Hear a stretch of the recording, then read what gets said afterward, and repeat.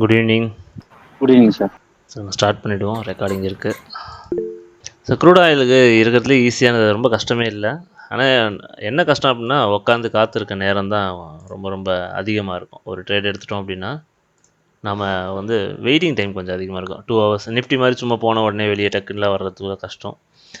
கரெக்டான டைமும் இருக்குது. பட் ரெகுலராக அதே டைமில் என்ட்ரி வந்துடும் அப்படின்ட்டு சொல்லிட முடியாது. வாரத்தில் 2 நாள் வரலாம், கண்டிப்பாக கிடச்சிருது. அது கிடச்சிருது. மிச்சம் 3 நாள் எப்படி வேணாலும் இருக்கலாம்.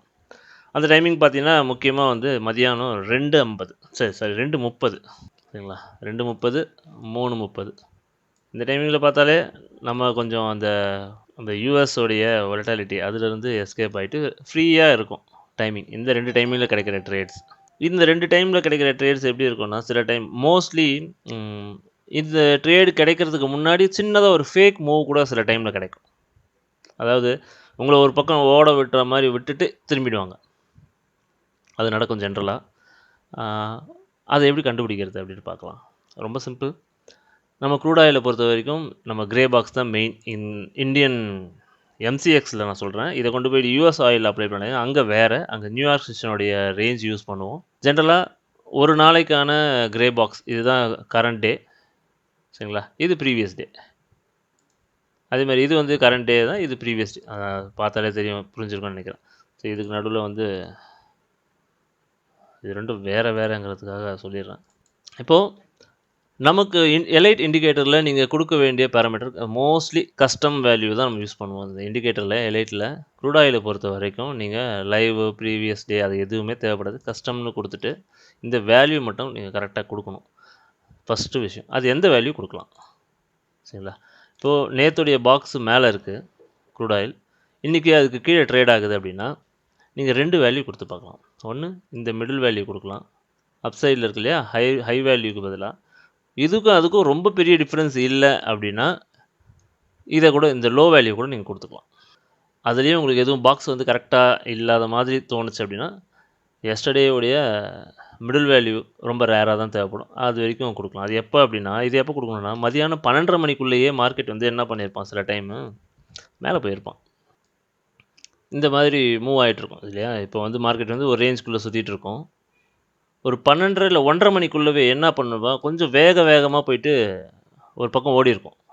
அந்த மாதிரி ஓடிடுச்சு அப்படின்னா மேலேயே போகும்னு எதிர்பார்க்காதீங்க. அப்சைடில் பிரேக் அவுட் ஆகிடுச்சு அப்படின்னு ஒரே காரணத்துக்காக அது இந்த ஹைட்டுக்கான டார்கெட்டை முடிச்சிருச்சு அப்படின்னாலே இந்த மிடில் வேல்யூலேருந்து திரும்ப கூட ஆரம்பிச்சிடும். ஸோ இந்த மாதிரி ஒரு பக்கம் ஹையில் போகுது அப்படின்னா என்ன நடக்குதுங்கிறத பார்க்கணும். ஒன்று, இந்த மாதிரி ஹை கட் பண்ணியிருக்கு அப்படின்னா நாம் எதிர்பார்க்க வேண்டியது ப்ரீவியஸ் டே பாக்ஸ் எப்படி இருக்குன்னு பாருங்கள். மேலே தானே இருக்குது. அப்போ ஓவரால் ட்ரெண்ட் என்னது, டவுன் ட்ரெண்டு. இன்றைக்கி அது அப் ட்ரெண்டில் மேலே இன்ட்ராடேயில் மூவ் ஆயிருக்கு அப்படின்னா இன்றைக்கி இந்த மிடில் வேல்யூ கொடுத்து பார்த்துட்டு செக் பண்ணிக்கலாம், அதிலிருந்து மார்க்கெட் கீழே விழுதா. உங்களுக்கு புட் ஆப்ஷன் சப்ளையில் வந்து நின்று இருக்கா, அந்த புட் ஆப்ஷன் எப்படி இருக்கும் அந்த டைமுக்கு, ஒரு பாக்ஸில் வந்து நின்று இருக்கான்னு பாருங்கள். ஜென்ரலாக புட் ஆப்ஷனுக்கான கலர் நம்ம என்ன கலர் வச்சுருக்கோம், மார்க்கெட் வந்து என்ன பண்ணியிருக்கான்னு பார்க்கணும். புட் ஆப்ஷன் பாக்ஸ் இந்த மாதிரி வந்து நின்று இருக்கான்னு பாருங்கள். அதே டைமில் கால் ஆப்ஷன் எப்படி இருக்கணும், நமக்கு இது புட் ஆப்ஷன் அப்படின்னா கால் ஆப்ஷன் என்ன பண்ணியிருக்கோன்னா நமக்கு மேலே போய் நின்றுட்டுருக்கும். இந்த மாதிரி ஸ்ட்ரக்சரில் ப்ரீவியஸ் டே மிடில் வேல்யூவில் மார்க்கெட் நிற்கும் பொழுது புட் ஆப்ஷன் ஒரு சப்ளைலையும் டிமாண்ட்லேயும் கால் ஆப்ஷன் சப்ளைலையும் இருந்ததுன்னா நமக்கு மார்க்கெட் எப்போ வந்து பேண்டு பிரேக் அவுட் பண்ணுதோ அந்த கேண்டில் நீங்கள் என்ட்ரி எடுத்துக்கலாம். இன்னொரு விதம், உங்களுக்கு இந்த மாதிரி ஓடிடுச்சு அப்படின்னா எட்ஜ் மார்க் அந்த லைன் இருக்கும் பார்த்தீங்களா, இந்த ஸ்ட்ராங் பை ஸ்ட்ராங் செல் அதெல்லாம் நமக்கு இண்டிகேட்டரில் டிஸ்பிளே ஆகும், பார்த்துருப்பீங்க. அந்த ஏரியாவில் எதையாவது ஸ்ட்ராங் பைலையோ இல்லை ஸ்ட்ராங் செல்லு டார்கெட்டில் முடிச்சுட்டு மேலே போய் நின்றுட்டுருக்கான்னு பார்க்கணும். லாஸ்ட்டு டார்க் லைன் ஒன்று இருக்கும் மேலே, அந்த டார்க் லைனில் கால் ஆப்ஷன் இருக்கான்னு பார்க்கணும். பாட்டமில் இருக்கிற லைன் டார்க் லைன், அதாவது ஸ்ட்ராங் செல் லைன்லேயோ இல்லை லாஸ்ட்டில் டிமாண்ட்லேயோ புட் ஆப்ஷன் லைன் இருக்குதான்னு பார்க்கணும். ஸோ இது எல்லாமே மேட்ச் ஆகுதுன்னா உங்கள் என்ட்ரி கரெக்டாக இருக்கும். இப்போ டவுனில் இருக்கிறதுக்கு நீங்கள் மேலே போனாலும் செல் எதிர்பார்த்தீங்க அப்படின்னா உங்களுக்கு வின்னிங் சான்ஸ் அதிகம். இல்லை இதில் ஸ்கேல் பண்ண போகிறீங்க அப்படின்னா மதியானம் 12:30 மணிக்கெல்லாம் இந்த மூவை பிடிக்க முடியும். ஏன்னா இந்த பிரேக் அவுட்டே 12:30 மணிக்கு போல் தான் நடக்கும். ஜென்ரலாக 12:30 மணிக்கு நீங்கள் இந்த மிடில் வேல்யூவை கஸ்டம் வேல்யூவில் கொடுத்துட்டீங்க அப்படின்னா உங்களுக்கு கால் ஆப்ஷன் டிமாண்ட்லேருந்து கிளம்புற மாதிரி இருந்துச்சுன்னா எடுத்துக்கோங்க. அப்சைடில் இருக்க ஒரு பாக்ஸு டார்கெட்டை வச்சுக்கோங்க, இல்லை மேக்ஸ் பெயினோ ஏதோ ஒன்று டார்கெட் இருக்கும் உங்களுக்கு. ஸோ இது ஜென்ரலாக இதுதான், சரிங்களா. 2:30 மணிக்கு மேலே அது ட்ரெண்டோடு தான் ஓடும். 12:30 மணிக்குள்ளே தான், 12:30லேருந்து 2:30க்குள்ளே தான் அது வந்து ஜென்ரலாக என்ன பண்ணும், ஆப்போசிட் மூவ் கொடுப்பாங்க, மேனிப்புலேஷன் மாதிரி பண்ணுவாங்க, சரியா. இப்போ இதுவே மேலே இருந்ததுன்னா என்ன பண்ணுறது? மார்க்கெட் வந்து நமக்கு இங்கே ரன் ஆகிட்டு இருக்க மார்க்கெட், இங்கே ரன் ஆகிட்டு இருக்க மார்க்கெட் வந்து அப் சைடில் பிரேக் அவுட் ஆச்சுன்னா பிரச்சனை இல்லை. இந்த மிடில் வேல்யூவோ இல்லை ஹை வேல்யூவோ கஸ்டமில் கொடுத்துட்டு ஒரு டிமாண்டில் நீங்கள் கால் ஆப்ஷன் எடுத்துகிட்டு போயிடலாம். டவுன் சைடில் பிரேக் அவுட் ஆகுது, ஆனால் ப்ரீவியஸ் டே பாக்ஸ் எங்கே இருக்குது? கீழே இருக்குது. அப்படின்னா அந்த ப்ரீவியஸ் டேடைய இந்த ஹையோ இந்த மிடிலோ மோஸ்ட்லி தள்ளி விடுறதுக்கான சான்சஸ் அதிகம் திரும்ப. ஸோ இந்த பாக்ஸோடைய அலைன்மெண்ட்டை பாருங்கள் ஃபஸ்ட். முக்கியமாக நீங்கள் எதாவது நோட் பண்ணணும். அதை நோட் பண்ணிங்கனாலே பாதி வேலை முடிஞ்சு. க்ரூடாயில் பை பார்க்கணுமா செல் பார்க்கணுமா நமக்கும் தெரிஞ்சிருக்கணும். அதுக்கேற்ற மாதிரி இண்டிகேட்டருடைய பேராமீட்டரும் மேட்ச் ஆகணும். நீங்கள் கொடுக்குற இன்புட்டை பொறுத்து அது மாறிக்கும். நம்ம என்ன இன்புட் கொடுக்குறோங்கிறத தெளிவாக கொடுக்கணும், அவ்வளோதான். பாக்ஸோட அலைன்மெண்ட் ஃபஸ்ட்டு பாருங்கள், முடிஞ்சு. க்ரூட் ஆயிலோடைய ட்ரேடிங் ஸ்ட்ராட்டஜி இவ்வளோ தான். இதில் எம்சிஎக்ஸை ரொம்ப சிம்பிள், ஒன்றுமே இல்லை. என்ன இதுக்கான டைம் நமக்கு 12:30 மணிக்கு வருதா, 2:30 மணிக்கு வருதா, 1:30 மணிக்கு வருதான்ட்டு இந்த டைமிங் எல்லாம் நம்ம உட்காந்து காத்திருந்து எடுக்கிற மாதிரி இருக்கும். சரிங்களா? இது மட்டும் கொஞ்சம் பண்ணணும். இதுதான் பேசிக். இதை தாண்டி க்ரூட் ஆயிலில் வேறு எதுவும் பெருசாக இல்லை. கேப் டவுன் கேப் அப் இருக்கும். அது இப்போ சார்ட்லேயே சொல்லிடுறேன், அது ரொம்ப பெரிய விஷயம்லாம் இல்லை. சரியா? இப்போ நேற்று எக்ஸாம்பிளே பார்த்தோம் இல்லையா? இந்த எக்ஸாம்பிள் பார்த்தீங்கன்னாலே கேப் டவுன் வந்திருக்கு. கேப் டவுன் ஆச்சுன்னா இண்டெக்ஸில் நம்ம என்ன எதிர்பார்ப்போம்? ஜென்ரலாக கேப்பை ஃபில் பண்ணுவான்னு பார்ப்போம். கேப்பை எங்கே ஃபில் பண்ணோம்? ப்ரீவியஸ் டே க்ளோஸ் வேல்யூ வரைக்கும் போகலாம். அப்படி இல்லைனா கரெக்டாக கேப் ப்ரீவியஸ் டே லோவை போயிட்டு தொட்டுட்டு கீழே விழலாம். இது ரெண்டு தான் நடக்க போகுது.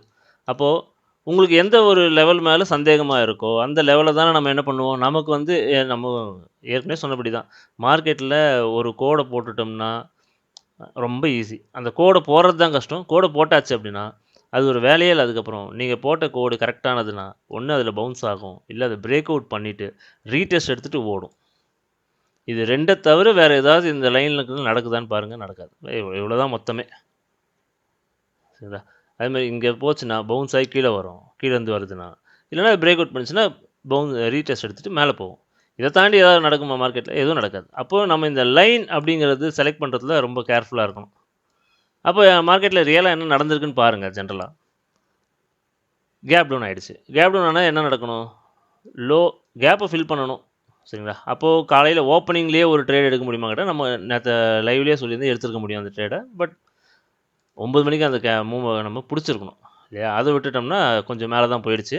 அதுக்கப்புறமா நமக்கு 12:30 மணி என்ட்ரி கொடுத்துருக்கோம் ஏதாவது. சரிங்களா? என்ட்ரி கொடுத்துருக்கோம். இப்போ அதை பற்றி பார்ப்போம். இப்போ இந்த இண்டிகேட்டரில் ஓப்பனிங் ட்ரேடே நமக்கு என்ன நடந்திருக்கு அப்படின்னா, பாட்டம் எங்கே கேப் டவுன் ஆச்சு.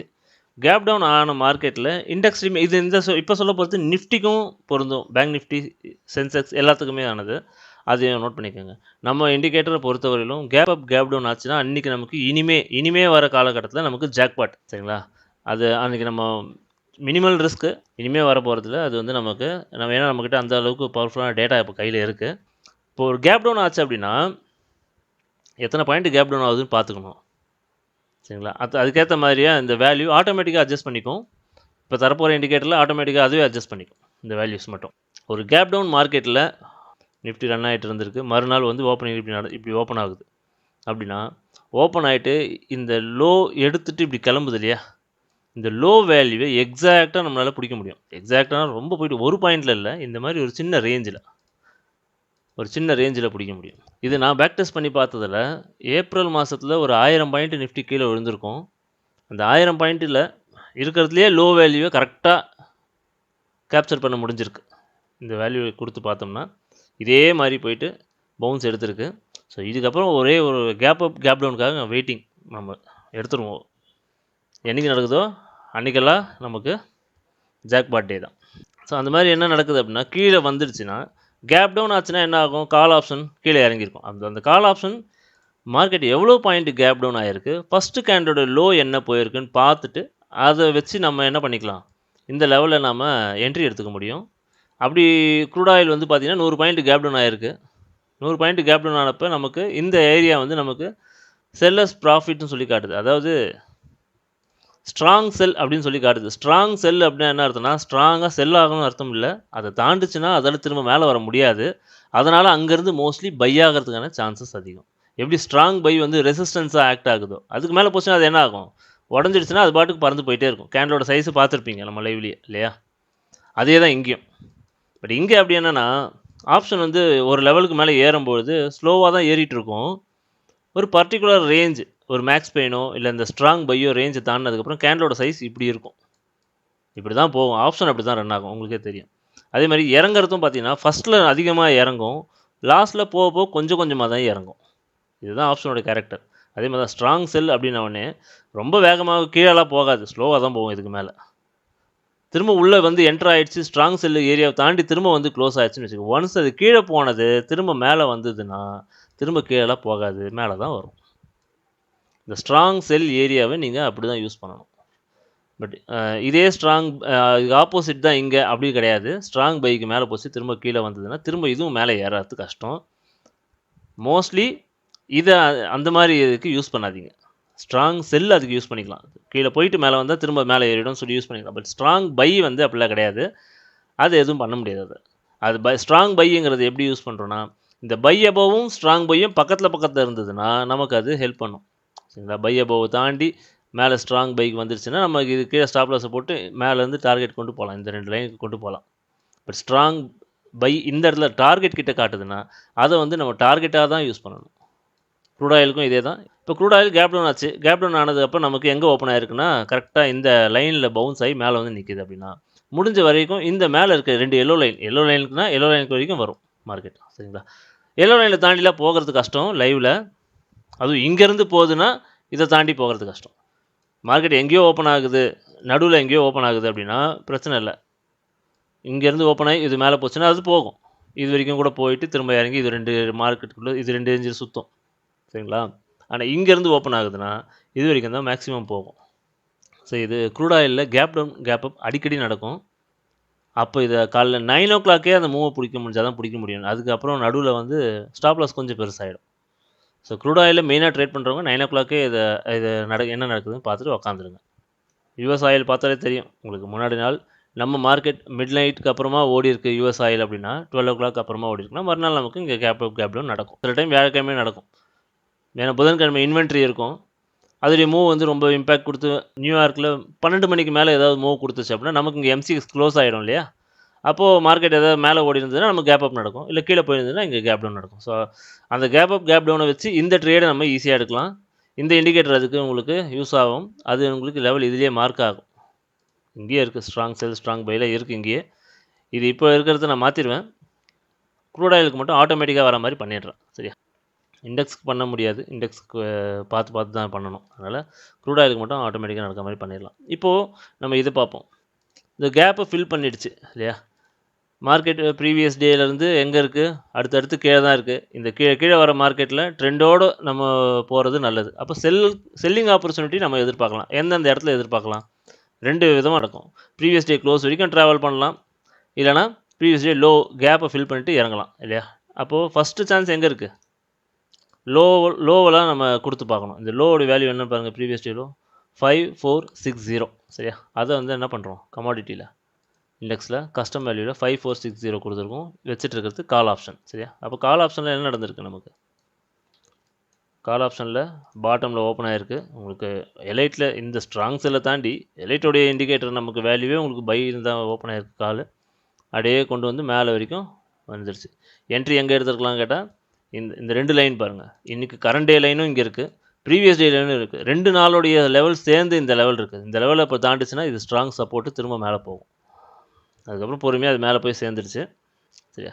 இப்போ மேலே போயிடுச்சு. எங்கே வந்திருக்கு? 2:30 மணிக்கு என்ட்ரி சொல்லணும் இல்லையா? டைம் பாருங்களா, எந்த டைம் போய் சேர்ந்துருக்கான்? 2:20.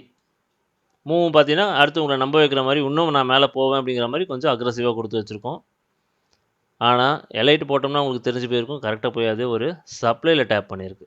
இப்போ கால் ஆப்ஷன் சப்ளையில் டேப் பண்ணியிருக்குன்னா சேம் வேல்யூ புட் ஆப்ஷன் என்ன பண்ணியிருக்கணும், டிமாண்டில் வந்து டேப் ஆகிருக்கணும் இல்லையா? புட் ஆப்ஷன் இங்கே எடுத்து வச்சுருக்கேன். வேல்யூ வந்து என்ன கொடுத்துருக்கேன், கஸ்டம் வேல்யூவில் சேம் 5460. ஏன்னா இதெல்லாம் நம்ம ரெசிஸ்டன்ஸாக எடுத்திருக்கோம். இந்த ரெசிஸ்டன்ஸை கால் ஆப்ஷனுக்கும் இன்புட்டாக கொடுத்துருக்கோம், புட் ஆப்ஷனுக்கும் இன்புட்டாக கொடுத்துருக்கோம். கொடுத்துட்டு எடுத்து பார்க்குறோம் நமக்கு என்ன நடந்திருக்குன்னா, புட் ஆப்ஷன் என்ன பண்ணியிருக்கு, வந்து டேப் பண்ணி உங்களுக்கு இந்த இடத்துல சிக்னல் கொடுத்து அது மேலே போயிருக்கு. மேக்ஸ் பெயின் வரைக்கும் போயிருக்கு. மேக்ஸ் பெயின் வரைக்கும் போயிருக்கோ இல்லையோ, ப்ரீவியஸ் டே செஷன் பாக்ஸும் நமக்கு எக்ஸ்டெண்ட் ஆகிருக்கு இல்லையா? ஸோ அந்த பாக்ஸோடு நமக்கு என்ன ஆகிடுச்சு, அலைன் ஆகிடுச்சு. அதோட முடிஞ்சு வேலை. ஓகேங்களா? ஸோ இவ்வளோ தான் க்ரூட் ஆயிலில்.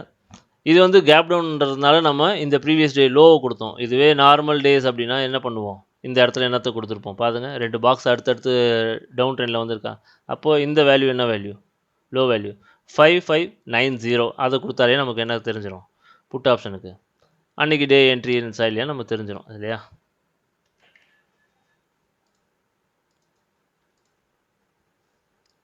இது என்ன டைம்? இது கரெக்டாக 1:30 1:40. அதே தான், அந்த 1:30 12:30 2:30 இந்த டைமிங்கில் நமக்கு என்ட்ரி வரும். இது பார்த்தீங்கன்னா இந்த டைமில் என்ன நடந்திருக்குங்க, இந்த 2 கேண்டில் ஷேடோ கேண்டிலும் இதுவும் பவுன்ஸ் ஆகிட்டு, ஷேடோ கேண்டிலுக்கு அப்புறமா ஷேடோ கேண்டோடைய பவுன்ஸுக்கு அப்புறமா வர ஈஸியாக எப்போவுமே கண்ணை மூடிட்டு நம்பி எடுக்கலாம் இல்லையா. அது கொண்டு போயிடுச்சு, எங்கேயோ கொண்டு போயிடுச்சு.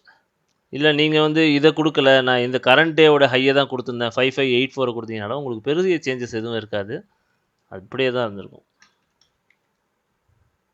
ஸோ எதுவும் பெருசாக மாறாது. அது கிட்டத்தட்ட சின்ன வேல்யூ தான், பக்கத்தில் ரெண்டுத்துக்கும் 10 பாயிண்ட் தான் வித்தியாசம். அப்படின்றதுனால எதுவும் பெருசாக தெரியல. உங்களுக்கு இன்னும் பெருசாக வேணும் அப்படின்னா ப்ரீவியஸ் டேயோடைய ஓப்பன் வேல்யூ இருக்குது பாருங்கள், அது வேணால் முக்கியமான ஒரு லெவலில் நீங்கள் எடுத்துக்கலாம். 5600 இருக்குது, அது வேணால் கொடுத்து பாருங்கள். எதா அது மாதிரி நீங்கள் ஜஸ்ட் உங்களுக்கு டைம் நிறைய இருக்கும், க்ரூட் ஆயிலில் ட்ரேட் பண்ணுறதுக்கு டைம் நிறைய இருக்கும், தெரியுதா. அது கொடுத்தோம்னா எக்ஸாக்டாக நமக்கு என்ன வருது, ப்ரீவியஸ் டே ஓப்பனை தாண்டி மேலே போகவே போகாதுங்கிறது ஸ்ட்ராங்காக தெரியுது. ஸோ நம்ம மொத்தமே என்னென்ன வேல்யூ கொடுக்குறோம் இன்புட்டில், ஐபி ரேஞ்சு அதோடைய ஹை லோ கொடுக்குறோம், கேப் டவுன் கேப்பை பார்த்துன்னா அதோடைய கேப் பார்டர் வேல்யூ கொடுக்குறோம், அந்த கேப்பை ஃபில் பண்ணுற ஏரியாவுடைய வேல்யூ கொடுக்குறோம். அப்படி இல்லைனா ப்ரீவியஸ் டே க்ளோஸ் அது பக்கத்தில் இருந்துச்சுன்னா அதை கொடுத்துக்கலாம், சரிங்களா. இதை தாண்டி வேறு என்ன கொடுக்கலாம், இனிஷியல் பேலன்ஸ் ஹை லோ கொடுக்கலாம், மிட் வேல்யூ கொடுக்கலாம், ப்ரீவியஸ் உடைய ஐபிஆருடைய high and high or low கொடுக்கலாம், இல்லைனா ப்ரீவியஸ் டேவுடைய ஓப்பன் ப்ரைஸை கொடுத்து பார்க்கலாம். ஸோ மொத்தமாக இத்தனை வேல்யூ தான் நீங்கள் இன்புட்டாக கொடுக்கணும். இது ஏதாவது ஒன்று தான் கொடுக்கும், எவ்வளோ நிறைய இருக்குன்னு நினைக்காதீங்க. இது வந்து பார்த்தீங்கன்னா கேப் அப் கேப் டவுன் அன்றைக்கி தான் இது, மற்ற நாள் இது நமக்கு என்ன ஆகாது, இது கிடைக்கவே போகிறதுக்கு அந்த வேல்யூவே உங்களுக்கு கிடைக்காது இல்லையா. ஃபஸ்ட்டு இது வந்து ரெகுலராகவே நீங்கள் கொடுத்துட்ருக்கிறது, இது ரெகுலராகவே கொடுக்குறோம். பாக்ஸ் வந்து கீழே கீழே ஃபார்ம் ஆகுது, ஆனால் வேல்யூ நீங்கள் என்ட்ரி எடுக்கும்போது மேலே மார்க்கெட் ஓப்பன் ஆகி மேலே போகுது அப்படின்னா மட்டும்தான் நீங்கள் என்ன பண்ணுறீங்க, ப்ரீவியஸ் ரேஞ்சோட ஐபிஆர் வேல்யூ கொடுத்து பார்க்குறீங்க. ஸோ மொத்தம் 3 சினாரியோ. இதை தாண்டி மார்க்கெட்டில் ஏதாவது பெருசாக வேறு ஏதாவது நடக்குமான்னு சொல்லுங்கள். நடந்ததுன்னா சேட் பாக்ஸில் போடுங்க, நடந்துக்குதுன்னா நாங்கள் அதுக்கும் சொல்கிறேன். இதை தாண்டி வேறு ஏதாவது சுச்சுவேஷன் நீங்கள் ஹேண்டில் பண்ணியிருக்கீங்களா இது வரைக்கும் க்ரூடாக இல்லை? எனக்கு தெரிஞ்சு வாய்ப்பு இல்லை, மோஸ்ட்லி இது தான் நடக்கும். எம்சிஎக்ஸ் சார்ட்டில் இது தான் நடக்கும். ஓகேவா. இப்போ டவுட் எல்லாருக்கும் கிளியர் ஆகிருக்கும்னு நினைக்கிறேன். கிளியர் ஆகிடுச்சுன்னா டவுட் இருந்தால் கேளுங்க, மைக் அன்மியூட் பண்ண முடியும், செக் பண்ணிக்கோங்க. சார் இப்போ ஓரளவுக்கு டவுட் கிளியர் சார். நான் பேக் டெஸ்ட் பண்ணி பார்த்துட்டு நான் ஏதாச்சும் இருந்தால் சொல்கிறேன் sir. Crude oil okay crude oil சார்ட்லேயே டேரெக்டாகவே செக் பண்ணி பாருங்கள். போயிட்டு ஒரு 5 மினிட்ஸ் சார்ட் எடுத்துக்கோங்க. ரெகுலராக ஐபிஆர் மிட் டே லைட் செட்டப் எல்லாருக்கும் ஆக்சஸ் இருக்கும். இந்த இண்டிகேட்டரை போட்டுக்கோங்க. அதில் இப்போதைக்கு சிபிஆர் மட்டும் ஆஃப் பண்ணி வச்சுருங்க. சிபிஆர் ஆஃப் பண்ணுறதுக்கு நான் காமனாக இங்கேயே பட்டன் இருக்குது, ஆக்சுவலாக அது ஒர்க் ஆகலை, நான் அதுக்கு கோடிங் எழுதலை. ஆட் பண்ணிவிட்டு ஒரு அப்டேட் கொடுத்துட்றேன். இப்போதைக்கு அதை போயிட்டு இந்த 3 டிக்கையும் எடுத்து விட்டுட்டு இங்கே லாஸ்ட்டில் ஒரு ஃபில் கலர் இருக்கும், அதையும் எடுத்து விட்டிங்கன்னா சிபிஆர் போயிடும். சிபிஆர் தேவைப்படாது, கன்ஃபியூஸ் பண்ணும். எனக்கு க்ரூட் ஆயிலுக்கு சிபிஆர் தேவையில்லாத ஒன்று, அதுக்கு இது ஐபிஆரே போதும். ஸோ சிபிஆர் மட்டும் எடுத்து விட்டுட்டு நீங்கள் பேக் டெஸ்ட் பண்ணி பாருங்கள். ஃபுல்லாகவே பாக்ஸஸ் வரும் உங்களுக்கு, மோஸ்ட்லி வரும், எல்லா நாளுமே வரும். இங்க கூட பாருங்களேன், மார்க்கெட் வந்து ஃபியூச்சர்ஸ் தான் இருக்குமா? ஐ மீன் நீங்க போடுறச்சே அந்த க்ரூட் ஆயில் ஃபியூச்சர்ஸ் ஆப்ஷன் சார்ட்டே அது ஃபியூச்சர்ல தான் காட்டுமா? ஏன்னா எனக்கு தெரியாது, ஐ அம் டோட்டலி நியூ டு திஸ். ஒன்றும் இல்லை, சொல்கிறேன் எப்படி ஆப்ஷன் ஓப்பன் பண்ணுறேன்னு சொல்கிறேன். இப்போ பாருங்கள், பாக்ஸ் ரெண்டும் மேலே அடுத்தடுத்து ஃபார்ம் ஆயிருக்கு. ஆனால் 12:30 மூவ் எப்படி கொடுத்துருக்காங்க, 2:30 மூவை டவுனில் அடிச்சிருக்காங்க. அப்போ டவுனில் அடிக்கும்போது நம்ம என்ன பண்ண முடியும், ஆப்போசிட்டில் மேலே போகிறதுக்கு பதிலாக அப் சைடில் பிரேக் அவுட் ஆச்சுன்னா அப்படியே எடுத்துகிட்டு போயிடலாம் நம்ம, ஈஸி. ஆனால் டவுனில் அடிச்சிருக்காங்க. டவுனில் அடிக்கும்போது இந்த ப்ரீவியஸோடைய வேல்யூ நீங்கள் கொடுத்துருந்தீங்கன்னா கண்டிப்பாக இந்த இடத்துல நமக்கு என்ட்ரி வரும். இந்த இடத்துலேயே நமக்கு என்ட்ரி வந்துட்டு இங்கேருந்து இந்த மூவ் பிடிச்சிருக்க முடியும் ஈஸியாக. இதை நீங்கள் பேக் டெஸ்ட் பண்ணி பார்க்கலாம். அடுத்தடுத்த பாக்ஸ் எப்படி இருக்குது அதுக்கேற்ற இங்கே பாருங்கள். இந்த 2 பாக்ஸும் என்ன பண்ணியிருக்காங்க, கீழே ஃபார்ம் ஆகிருக்கு. பட் ரொம்ப தூரம் டார்கெட் போயிடுச்சு. இருந்தாலும் இவ்வளோ பெரிய கேப் அப்னாலே நமக்கு அந்த கேப்பை ஃபில் பண்ண தான் சான்ஸ் கிடைக்கும்.